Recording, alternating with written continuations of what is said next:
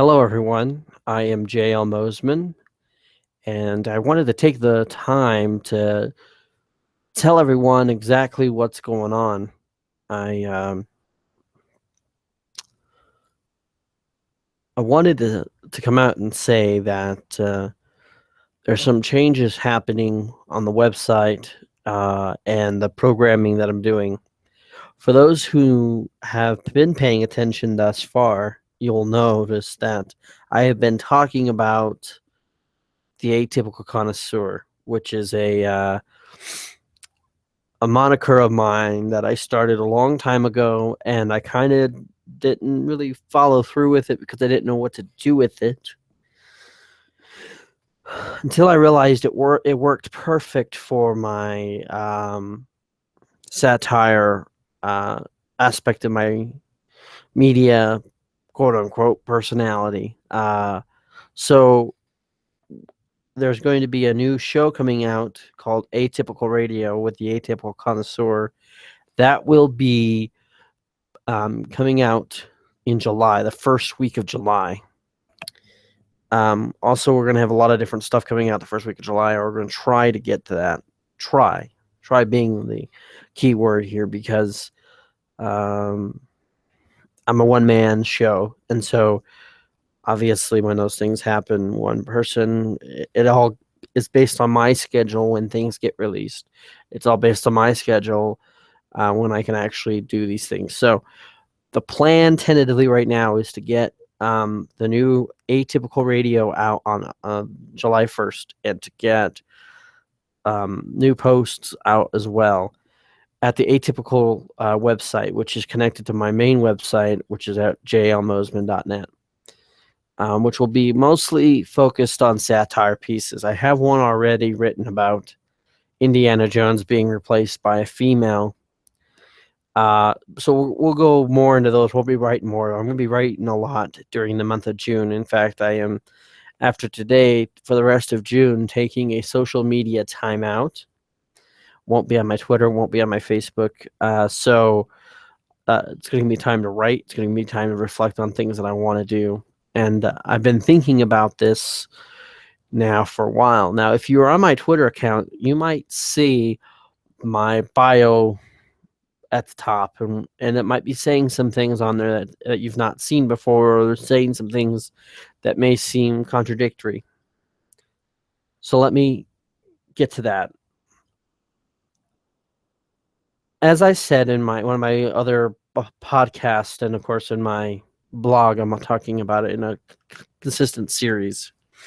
I'm talking about my departure from social conservatism, from a political and albeit a bit cultural. While I have social conservative principles, like I am pro-life and I am pro-traditional marriage, but the concept of saying that in order to be pro-life or to be pro-traditional marriage, you have to support laws that would infringe. And while I don't believe in people's rights to have an abortion, I also understand that the law is so mired in stuff that it's almost impossible to kind of deal with this issue now. And so I believe that what we need to do is look at it culturally more than we should politically. That's something that I've been talking about for a long time, actually. So it's actually nothing really new. But I'm also talking about my kind of leaning towards a cultural libertarian viewpoint. Now, for those who don't know what cultural libertarianism is, it's a concept that people culturally don't care or are immaterial. They're not really they're not about like enforcing certain laws or ideas. Um,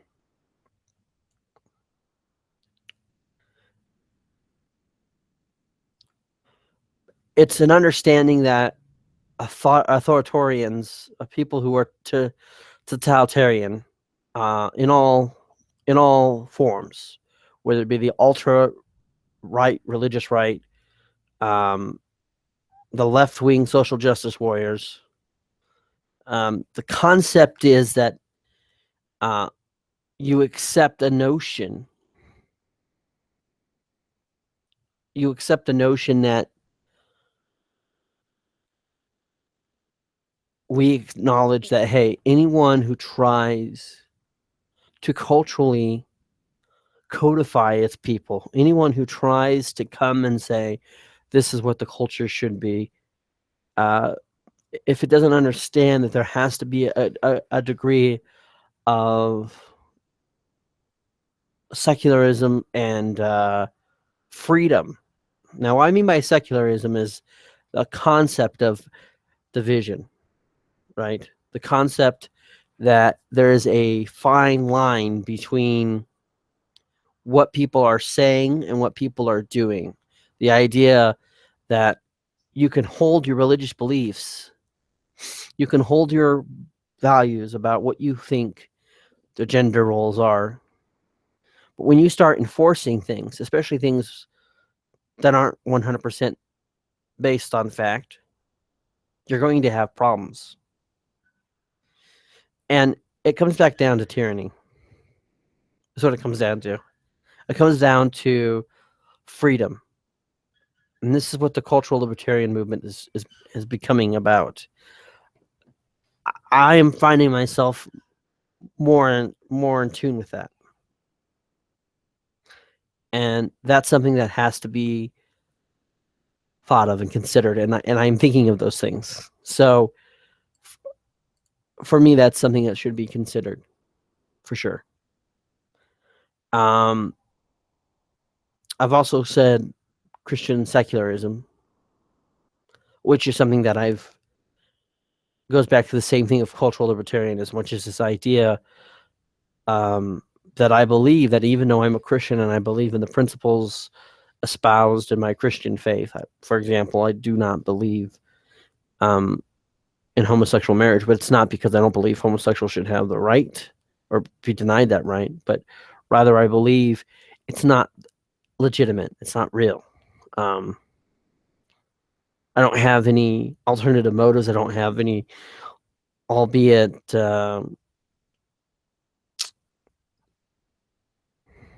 bigotry towards them. I mean, I really don't care if they want to get married. I really don't care if they want to have a ceremony and then have the license and then be able to go to the hospital and have a will and all these things, right? That's all whatever.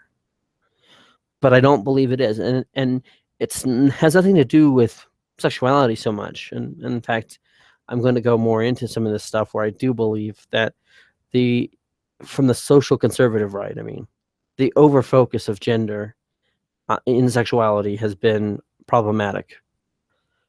But I also understand why, because the extreme left, the progressive left, has also made that an issue. But for me, a gay marriage is the quintessential to a couple who are common law marriage. It's the same. I look at it the same way. People who get married outside of the church, it's the same thing to me. It's a marriage that's not bound by God. It's not a marriage that's sacred. It's not a marriage that is meant for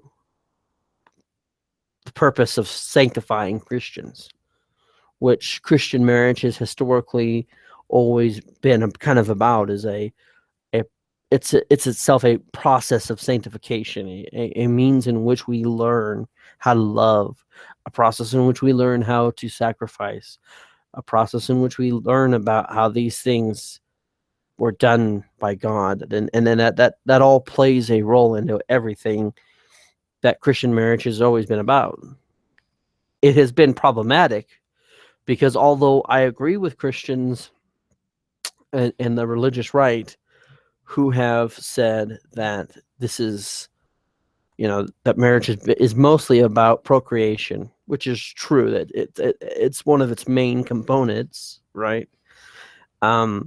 Again, gender, sexuality, and children have been brought into as a main focus of that. And I personally feel that while that's a main tenet and that can't be discarded, to over-illustrate it, to overemphasize it is a problem. Because essentially, what would a Christian say about, what should a real Christian say about homosexual marriage or common law marriage? And why it would be a sham, or why we would consider it to not be accurate to something that we find within the Christian church. It's the same reason why I believe that people who are in evangelical Christian communities who practice communion by saying that it's a obligatory or an order in which it's a rite, it's a symbolic gesture, or it's a symbol of your obedience or whatever. If you dilute the Lord's Supper, if it's no longer Christ's body and blood given to you for the forgiveness of sins, but rather it's a sign of something else, you've changed the anatomy of it. You've changed the dynamic reason for it. And for a Christian, our sole thing is always going to be about bringing us back to Jesus, because it's Jesus who forgives us. It's Jesus who sustains us. It's Jesus who gives us eternal life. It's Jesus who does these things. And he uses his Holy Spirit. He uses the church to bring us there. And marriage is historically been considered, one of those things that does that.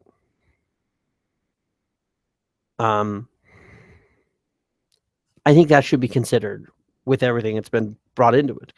And while I don't disagree with the natural law argument that's made by religious right people and Christians, and why I don't disagree that you can't have a marriage which is supposed about be two people that obviously the same gender, that kind of goes into it.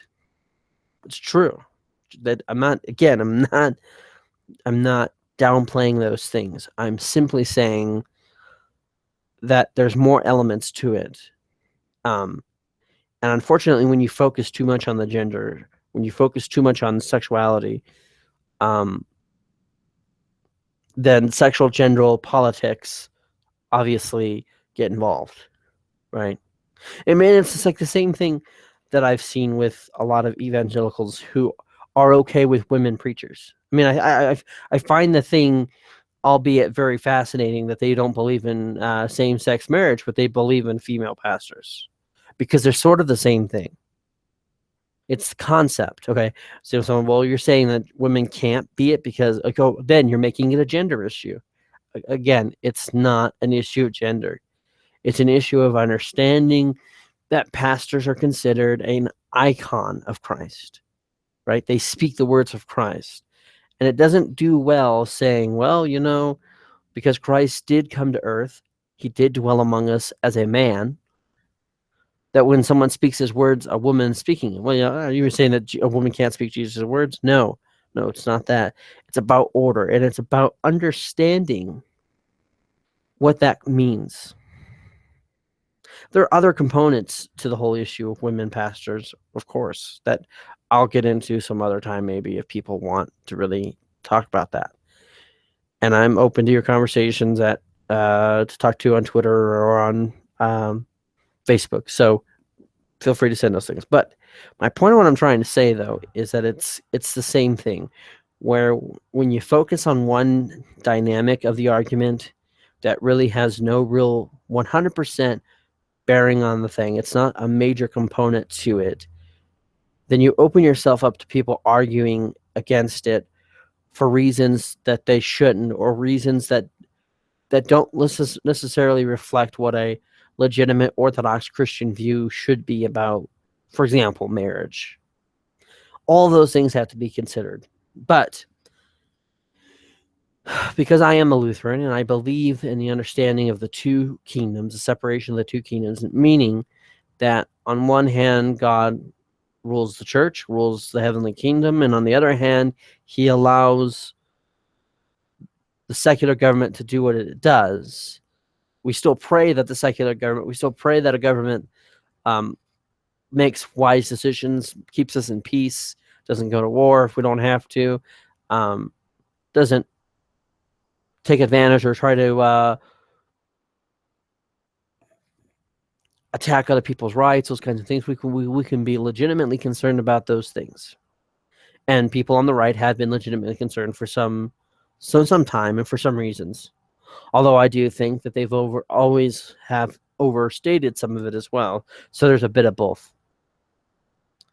But considering all these things put together, when you look at it and when you constantly think about it, what we're talking about here, when we talk about, say, Christian secularism, when we're talking about the two kingdoms, what I'm talking about is having an understanding that while there are certain things that my religion and my religious view would do to support things, right?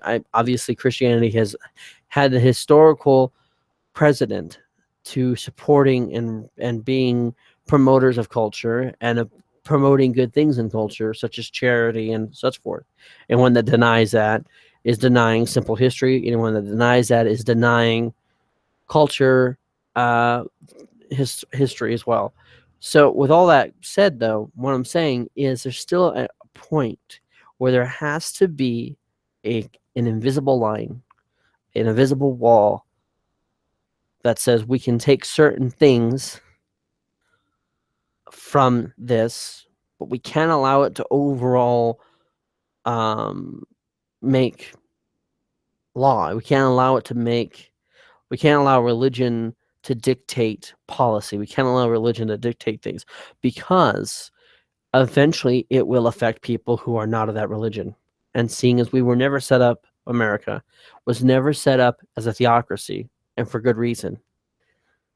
And I do believe that whenever government and religion usually get involved, they end up making the other bad. So it ends up making religion and government bad. But with that said, and this is important to understand, that with that said,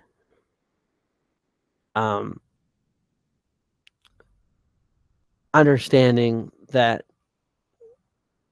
those are certain things that we have to promote for the very simple basis that allowing others to have the freedom to do things that we don't agree with allows us to have the freedom to do things and live life the way others don't agree with. And that's important. And so these are issues that are coming into the limelight, and free speech is one of them. And for too long, conservative right has been very, very hard on the issue of censorship. They've wanted to, as much as I think porn is a disgusting thing, and it's something that needs to be dealt with. We need in the culture wars to discuss why porn mutilates people. I mean, why it affects people. Why it's not good. We also have to understand there's a certain amount of freedom for people to be able to view that stuff if they should choose. And we also have to be careful when how we argue about that, because also the religious right has been known to go against video games and movies and say that it creates violence, and it's not been proven. So we have to be careful when we do make these claims, when we do have to go do these. And it's a very, very difficult, very minutiae, very particular methodology of going about doing that. And we have to ensure that.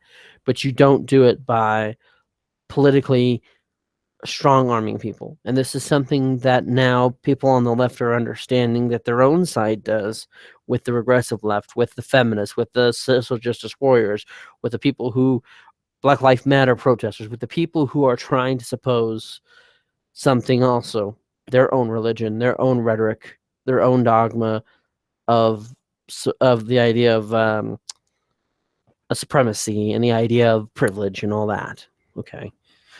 So all these things have to factor in. But free speech is important because, as I believe, when you attack one of the Bills of Rights, when you attack one of our freedoms we have here in America, you are allowing for more freedoms to be jeopardized, which is why I'm very pro Second Amendment, even though half the stuff that I think people in the Second Amendment camp say is off. It's like the idea of someone saying, well, I should have the right to have a bazooka. No, you shouldn't. No, you shouldn't. But I also know that when people like on the left start saying things like, well, it's only for hunting and stuff like that. No, it's not. When you attack freedoms, when you attack other people's freedoms, when you attack the rights, the right of religion, the right of free speech, it threatens all the other ones.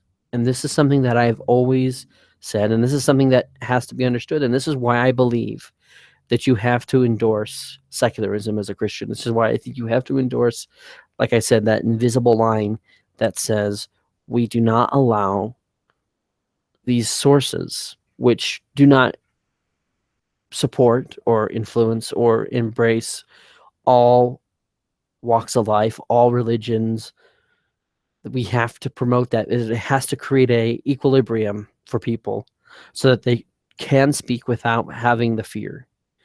And I think as we're seeing now with like the Trump supports and the Trump protesters, where now they're shouting so hard and they're yelling and they're fighting and they're not even allowing people to speak. And if you really think Trump's a racist, if you really think his supporters are racist, if you really think his policies are racist, then allow him to speak and allow, as Milo Yiannopoulos says, the sunlight to disinfect it, right? That's the best way to expose racism. I mean, think about it. White supremacy in America, despite what some on the left would tell you, is all but dead. It's all but dead. I mean, there's only maybe a few pockets left, but it's nothing like it was in the 60s. Okay? And a lot of that is because what happened? We allowed them to have their protests. We allowed them to go and say the things that they've said. And what have we said? We said, these guys are idiots. These guys are nincompoops. Which is also why I'm all in favor for the Black Lives Matter people protesting, as long as they don't do it violently. I'm all for anybody being able to have the freedom of speech to be able to say the things they like or the things they feel, because one, it's the only way that we can understand other people's opinions and views. But two, if they're wrong, someone hears that and says, hey, I think you're wrong. Here's the facts on this, or here's this, or did you think about this? That only comes from freedom of speech. If you don't have the freedom of speech, it completely tanks all that. And not only do you not have people being able to consider those things, but you also now breed more content. And this is something that I think some people in our society, on both the far right and on the far left, both want to do. But when I'm talking about Christian secularism, I'm talking about this notion that I come from my own religion, the concept of the two kingdoms. That on one hand, Christ tells us this earth is not my kingdom is not of this earth. So he's telling us, okay, what I'm here for isn't about, and it's funny that followers of Christ, religious people, historically, we are always getting it wrong. I mean, we are, and that's why we need Jesus more than anything.